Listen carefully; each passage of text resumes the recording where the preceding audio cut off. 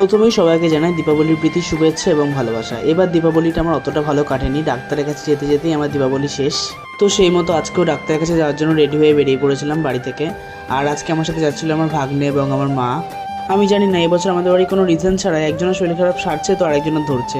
তোমরা কে কে কোথায় কোথায় ঠাকুর দেখতে গেছো অ্যান্ড তোমাদের দীপাবলি এবছরে কেমন কেটেছে আমাকে কমেন্টে অবশ্যই জানিও।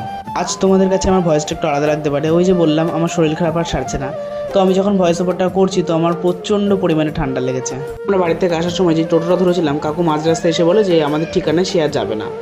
তো আমরা মাঝ রাস্তায় এসে আবার টোটো পাল্টে নিয়েছি অ্যান্ড নেমে পড়ি আমাদের গন্তব্যস্থলে।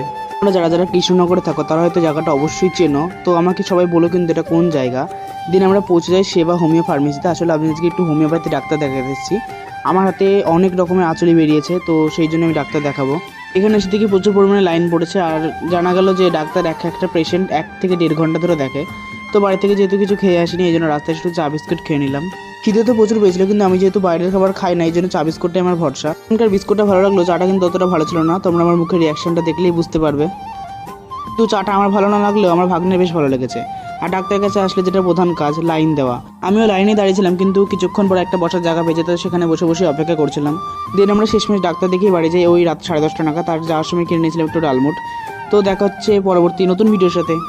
প্রথমেই সবাইকে জানাই দীপাবলির প্রীতি শুভেচ্ছা এবং ভালোবাসা। এবার দীপাবলিটা আমার অতটা ভালো কাটেনি, ডাক্তারের কাছে যেতে যেতেই আমার দীপাবলি শেষ। তো সেই মতো আজকেও ডাক্তারের কাছে যাওয়ার জন্য রেডি হয়ে বেরিয়ে পড়েছিলাম বাড়ি থেকে। আর আজকে আমার সাথে যাচ্ছিল আমার ভাগ্নে এবং আমার মা। আমি জানি না এবছর আমাদের বাড়ি কোনো রিজন ছাড়াই একজনের শরীর খারাপ সারছে তো আরেকজনের ধরছে। তোমরা কে কে কোথায় কোথায় ঠাকুর দেখতে গেছো অ্যান্ড তোমাদের দীপাবলি এবছরে কেমন কেটেছে আমাকে কমেন্টে অবশ্যই জানিও। আজ তোমাদের কাছে আমার ভয়েসটা একটু আলাদা লাগতে পারে, ওই যে বললাম আমার শরীর খারাপ আর সারছে না। তো আমি যখন ভয়েস ওভারটা করছি তো আমার প্রচণ্ড পরিমাণে ঠান্ডা লেগেছে। আমরা বাড়ি থেকে আসার সময় যে টোটোটা ধরেছিলাম, কাকু মাঝ রাস্তায় এসে বলে যে আমাদের ঠিকানায় সে আর যাবে না। তো আমরা মাঝ রাস্তায় এসে আবার টোটো পাল্টে নিয়েছি অ্যান্ড নেমে পড়ি আমাদের গন্তব্যস্থলে। তোমরা যারা যারা কৃষ্ণনগরে থাকো তারা হয়তো জায়গাটা অবশ্যই চেনো। তো আমাকে সবাই বলো কিন্তু এটা কোন জায়গা।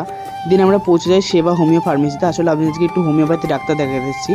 আমার হাতে অনেক রকমের আঁচলি বেরিয়েছে, তো সেই জন্য আমি ডাক্তার দেখাবো।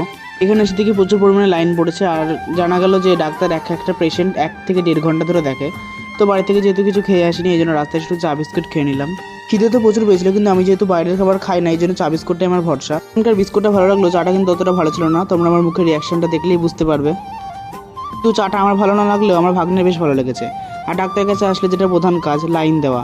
আমিও লাইনে দাঁড়িয়েছিলাম, কিন্তু কিছুক্ষণ পরে একটা বসার জায়গা পেয়েছে, তো সেখানে বসে বসে অপেক্ষা করছিলাম।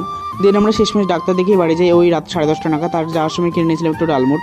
তো দেখা হচ্ছে পরবর্তী নতুন ভিডিওর সাথে।